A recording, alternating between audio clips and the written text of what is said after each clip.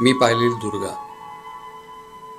असं मला विचारलं गेलं तेव्हा माझ्या डोळ्यासमोर आली स्मिता तळवलकर. तिला मी खूप लहानपणापासून ओळखत होतो. ती बायकोकडून एक नात्यातली होती माझ्या.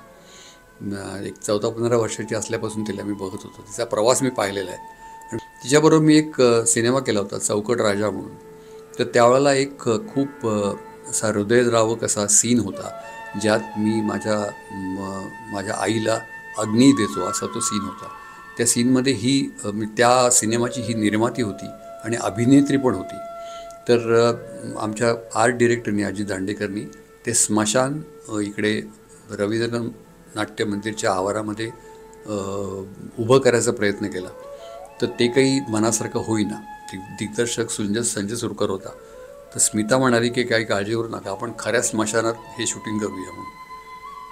आणि तिने खऱ्या स्मशानात शूटिंग केलं ते.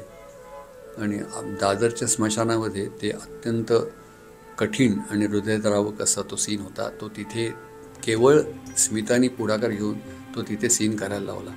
आणि कुठल्याही अडचणींवर मात करायची तिची शक्ती, हे सगळं मी जवळून पाहिलेलं आहे.